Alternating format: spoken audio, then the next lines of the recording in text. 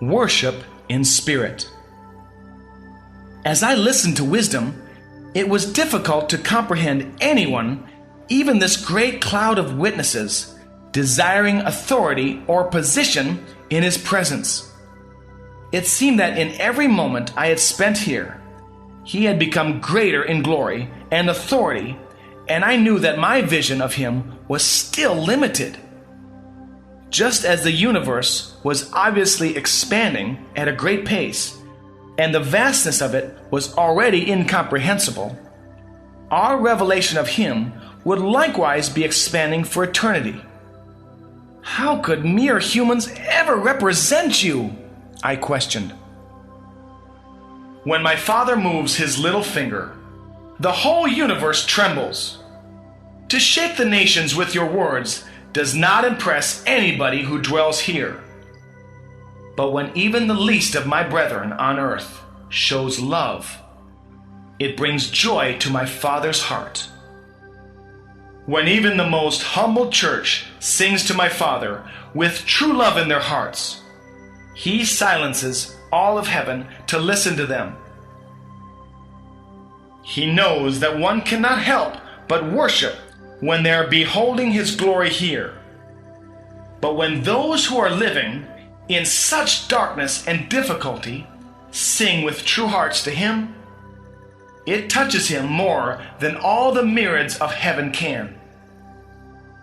Many times the broken notes from earth caused all of heaven to weep with joy as they beheld my Father being touched. A few holy ones struggling to express their admiration for him has many times caused him to weep. Every time I see my brethren touch him with true worship, it makes the pain and grief I knew on the cross seem like a small price to pay. Nothing brings me more joy than when you worship my Father. I went to the cross so that you could worship him through me. It is in this worship that you, the Father, and I are all one. Of all that I had yet experienced, the emotion coming from the Lord, as he told me this, was greater than I had ever experienced. He was not weeping or laughing. His voice was steady, but what he was telling me about worship came from such depths within him that it was almost more than I could take. I knew that I was hearing the deepest love of the Son of God, to see his Father's joy. True worship from the embattled, struggling believers on earth could do this like nothing else could. For the first time, I now badly wanted to leave that place, even with all of its glory, just to get into the most dreary little service on earth. I was overwhelmed by the fact that we could actually touch the Father.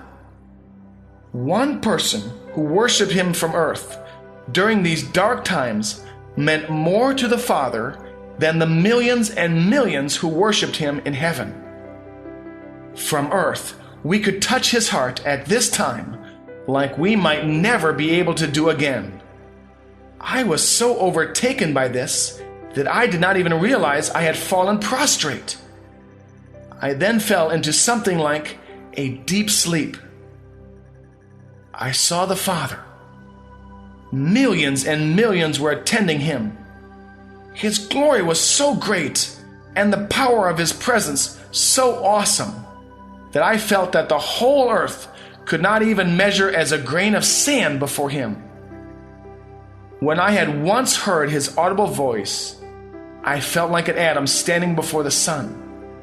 But when I saw him, I knew that the sun was like an atom before him. The galaxies were like curtains around him. His robe, it was composed of millions and millions of living stars. Everything in his presence was living. His throne, his crown, his scepter. I knew that I could dwell before him forever and never cease to marvel. There was no higher purpose in the universe than to worship him. Then the Father became intent on one thing. all of heaven seemed to stop and watch.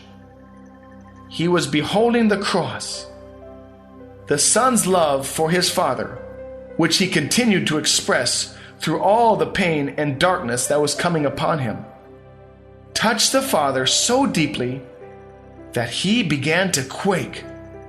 When he did, heaven and earth quaked. When the Father closed his eyes, heaven and earth grew dark. The emotion of the Father was so great that I did not think that I could have survived if I had beheld the scene for more than the brief moment that I did. Then I was in a different place, beholding a worship service in a little church building. As sometimes happens in prophetic experiences, I just seemed to know everything about everyone in the battered little room. All were experiencing severe trials in their lives. But they were not even thinking about them here. They were not praying about their needs. They were all trying to compose songs of thanksgiving to the Lord. They were happy, and their joy was sincere. I saw heaven, and all of heaven was weeping. I then saw the Father again, and knew why heaven was weeping. They were weeping because of the tears in the eyes of the Father. This little group of seemingly beaten down, struggling people had moved God so deeply that he wept. They were not tears of pain, but of joy. When I saw the love that he felt for those few worshipers, I could not contain my own tears. Nothing I had experienced gripped me more than this scene. Worshiping the Lord on earth was now more desirable to me than dwelling in all the glory of heaven. I knew that I had been given a message that could help prepare the saints for the battles that remained on the earth. But now, this did not mean nearly as much to me as trying to convey how we could touch the Father. Genuine adoration, expressed by even the most humble believer on earth, could cause all of heaven to rejoice. But even more than that, it touches the Father. This is why the angels would rather be given charge over a single believer on the earth than to be given authority over many galaxies of stars. I saw Jesus standing next to the Father, beholding the joy of the Father as he watched the little prayer meeting. He turned to me and said, "This is why I went to the cross. Giving my Father joy for just one moment would have been worth it all. Your worship can cause him joy every day. Your worship, when you are in the midst of difficulties, touches him even more than all the worship of heaven. Here, where his glory is seen, the angels cannot help but to worship him. When you worship him without seeing his glory in the midst of your trials, that is worship in spirit and in truth. The Father seeks such to be his worshipers. Do not waste your trials. Worship the Father, not for what you will receive, but to bring him joy. You will never be stronger than when you bring him joy, for the joy of the Lord is your strength." Then I was standing beside Wisdom again. He did not speak for a long time, but I did not need words. I needed to let what I had just seen saturate my soul. I tried to fathom the great business that we had been given, just to be the Father's worshipers. To him, the sun was like an atom, and the galaxies like grains of sand. Yet he listened to our prayers, enjoying us continually as he beheld us, and I was sure often grieving for us. He was much bigger than a human mind could ever conceive, but I knew that he was also the most emotional being in the universe. We could touch God. Every human being had the power to cause him joy or pain. I had known this theologically, but now I knew it in a way that shattered the seemingly importance of everything else. There was no way I would ever have words to convey this, but I knew that I had to spend what time I was given on earth worshiping Him. It was like a new revelation. I could actually bring God joy. I could bring Jesus joy. I understood what the Lord had meant when He said that this is why He went to the cross. Any sacrifice would be worth it to just touch His heart for the briefest of seconds. I did not want to waste another moment when I knew that it could be spent worshiping Him. It was also obvious that the greater the trials or darkness from which the worship came, the more it touched Him. It made me want to receive trials so that I could worship Him through them. At the same time, I felt like Job when he said that although he previously had known Him by the hearing of the ears, when he saw Him, he repented in dust and ashes. I was like Philip, who had been with Jesus for so long and did not know that he was seeing the Father through him. How astonishing our dullness must be to the angels. Then wisdom spoke again. Remember the potential for even the least of my little ones to touch the heart of the Father. That alone makes their value greater than any price. I would have gone to the cross again for a single one of these. I also feel your pain. I know your trials because we share them. I feel the pain and the joy of every soul. That is why I still intercede continually for all of you. There will be a time when all tears are wiped away from every eye. There will be a time when only joy is known again. Until then, pain can be used. Do not waste your trials. Your greatest worship and the greatest expression of your faith that pleases us will come in the midst of your trials. You must see me in your own heart. You must see me in others. You must see me in the great and in the small. Just as I appear differently in each of these who now stand before you, I will come to you in different people. I will come to you in different circumstances. Your highest purpose is to recognize me, to hear my voice, and to follow me.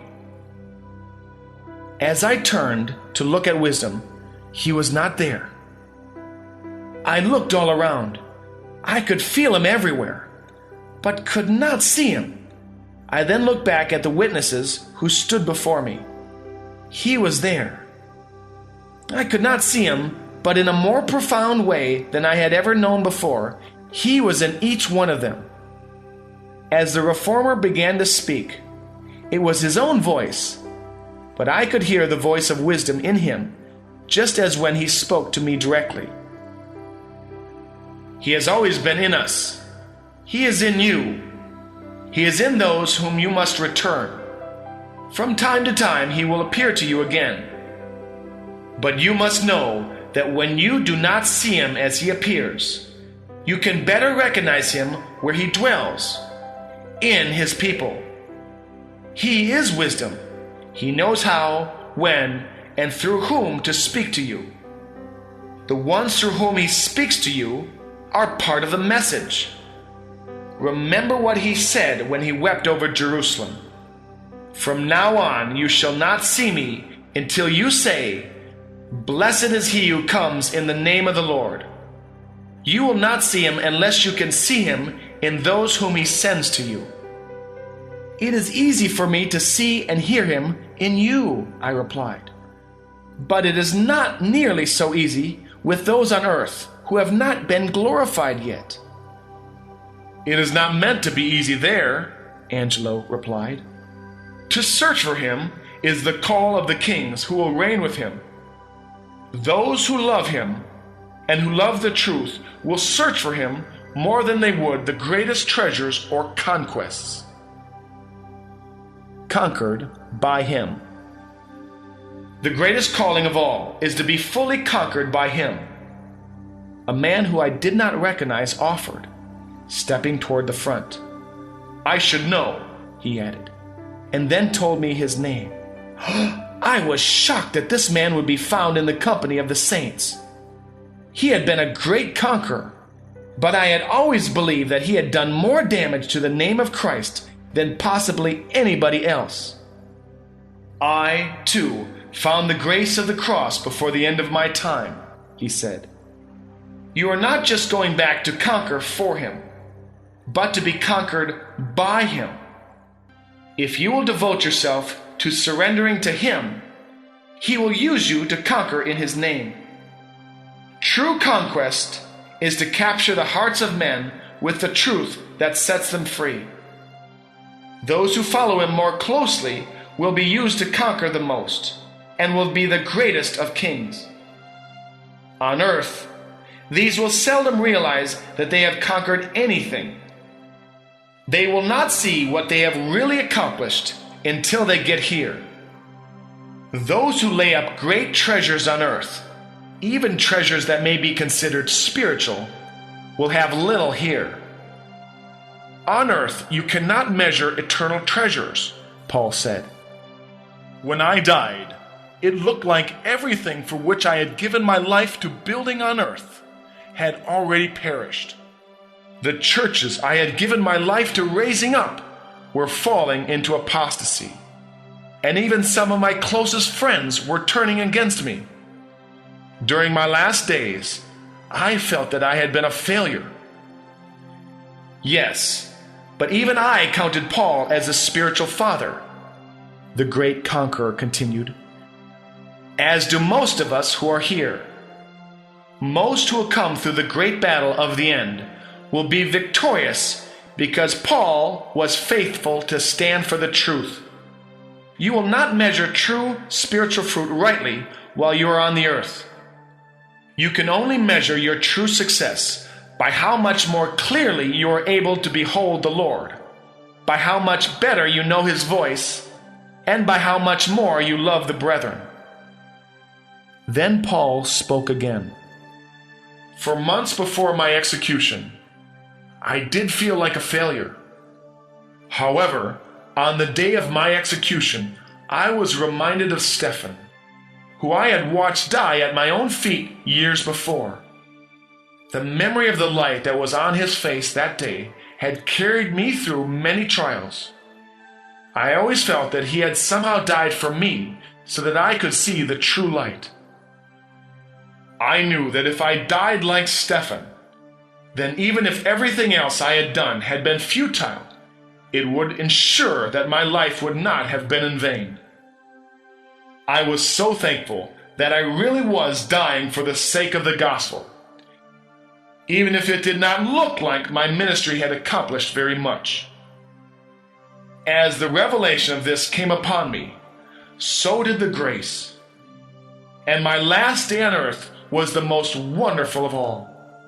I then realized that I had lived and sincerely tried to die daily to my own desires in order to serve the gospel. Every time I denied myself, there were eternal seeds planted, even though I could not yet see them in the temporary realm. Being here, I can now see that this is certainly true.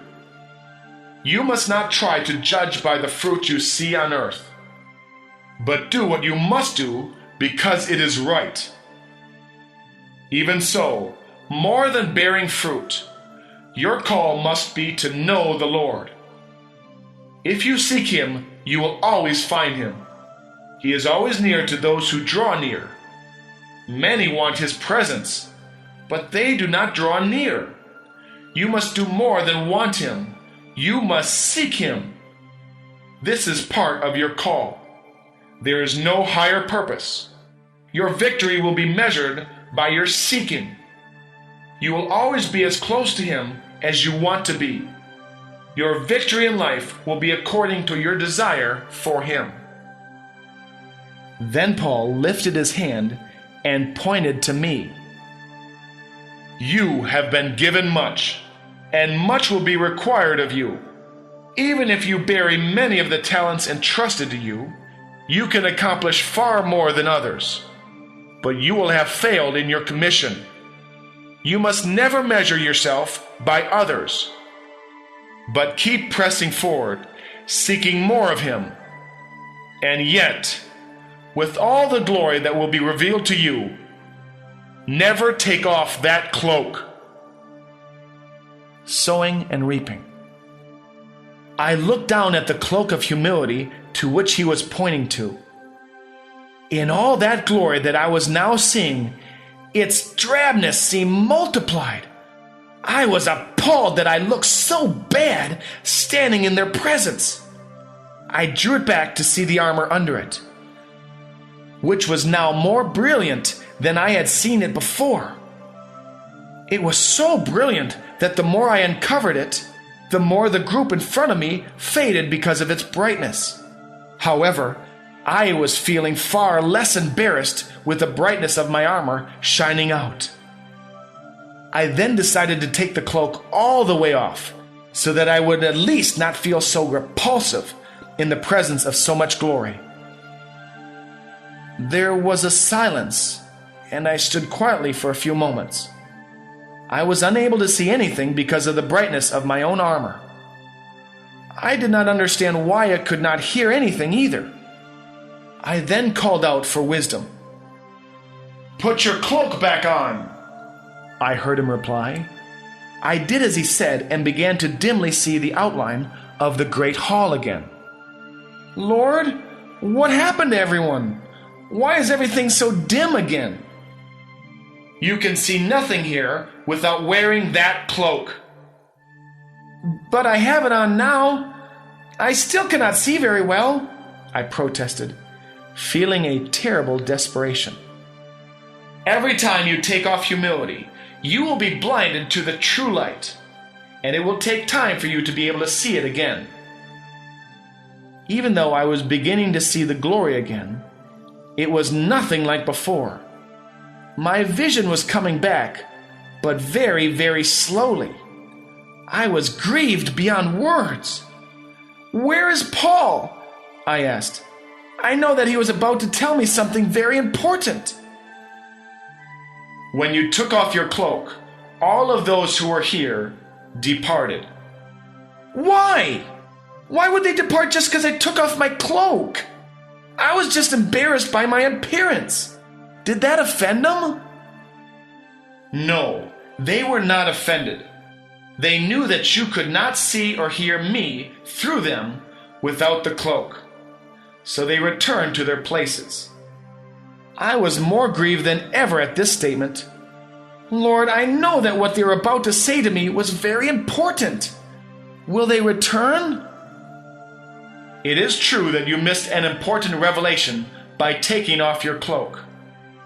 It would have helped you, but if you learn the lesson not to ever take off the cloak again, especially for the reason that you just did, you will have learned another important lesson." "Lord, I think that I have learned that lesson. I do not remember ever feeling this bad. Can they not come back now and share what they had for me?" I begged. "All truth and all wisdom come from me. I speak through people because the people I speak through are part of the message. While you remained humble enough to keep your cloak on, I could speak to you in glory. Whenever you take off that cloak, you become spiritually blind and deaf. I will always speak to you if you call on me, but I must change the way I speak to you. I do not do this to punish you, but to help you receive your vision back more quickly. I will give you the message that I was going to give you through these witnesses, but it must now be given through your enemies. It will come with trials, and you will have to bow very low to receive it. This is the only way that you will get your vision back as quickly as you need it. For what is coming, you must be able to see." Brokenness. The grief I felt was almost unbearable. I knew that what I could have received in such a glorious way was now going to come through great trials. But even worse than that was the fact that the great glory which I had beheld just a few minutes before was now so dim. Lord, I'm so sorry for what I did. I now know how wrong it was. The pain of this mistake is too much to bear. Is there no way I can just be forgiven and receive my vision back? It does not seem right that one brief moment of pride should be this devastating, I pleaded. You are forgiven. Nothing is being done to you for punishment. I paid the price for this sin and all others. You live by my grace. This is not because of the law of righteousness. It is because of my grace that there are consequences for sin. You must reap what you sow, or I could not trust you with my authority. When Satan took his first steps into self-seeking and pride, multitudes of my angels, who I had entrusted to his authority, followed him. When Adam fell, multitudes would suffer. For those to whom I give such authority, there is a corresponding responsibility. There could be no true authority without responsibility. Responsibility does mean that others will suffer if you go astray. Mistakes have consequences. The more authority that you are given, the more that you can either help or hurt others by your actions. To remove the consequences of your actions would be to remove true authority. You are part of the new creation that is much higher than the first creation. Those who are called to rule with me are given the greatest responsibility of all. They are called to a position higher than Satan held. He was a great angel, but he was not a son. You are called to be joint heirs with me. Your whole life, both the trials and the revelations, are all for the purpose of teaching you the responsibility of authority. For every lesson that you must learn, there is an easy way or a more difficult way. You can humble yourself, fall on the rock and be broken, or the rock will fall on you and crush you into powder. Either way, the final result will be brokenness, which is humility. Pride caused the first fall from grace, and it has caused most of the falls since. Pride always results in tragedy, darkness, and suffering. It is for your sake and for those whom you are called to serve by having authority over that I will not compromise the discipline you must learn by reaping what you sow. Adonijah boasted that his father, King David, did not discipline him. Solomon complained that he could not get away with anything without his father's discipline. Although Solomon thought that he was not being treated fairly, David was not being unfair. He knew that Solomon was called to be a king. Those who receive the most discipline are those who are called to walk in greater authority. You were blinded because you stepped out of humility and began to move in pride. The humble cannot be embarrassed. When you start to feel embarrassed, it is because you are beginning to move in pride. Let the embarrassment be a warning that you have departed from wisdom. Never let embarrassment control your actions. If it does, you will fall even further. Learn to embrace every opportunity to be humbled, knowing that I will then be able to trust you with more authority. Do not boast in your strengths, but in your weaknesses. If you will openly talk more about your failures in order to help others, I will be able to more openly display your victories. For everyone who exalts himself shall be humbled, and he who humbles himself shall be exalted. I knew that everything he said was true. I had preached the same message many times. I thought of how Paul had warned Timothy to pay attention to his own teachings. And I realized that I needed my messages more than those to whom I preached. Now I was more ashamed by my shining armor than of the humility cloak that I wore. I pulled the cloak even tighter. When I did this, my eyes brightened and my vision grew strikingly better, even though it was still far from what it had been. I turned to see the door. I was afraid to go back through it, at least until I had received more of my vision back. "You must go now," Wisdom said. "What is on the other side?" I asked. "Your destiny," he replied. I knew that I must go. I was still very sorry that I could not enter the door again with the vision that I had previously had, because I knew how dark it was on the other side. I will be even more dependent on others for a time. I thought I had to commit myself to trusting the Lord and not my own vision. Immediately, my eyes grew brighter again. I started to look once more back at the great hall to see if they were as bright as they had been, but decided not to. I just determined that it was better now not to look back. Then Wisdom appeared beside me, almost as brilliant as before. My eyes had adjusted to the light so quickly that I could now look at him. He said nothing, but just looking at him gave me great courage. Even so, I still felt remorse that I had not heard all of the message I had been about to receive from the great cloud of witnesses. If remorse is turned into resolve, the trial will be much easier.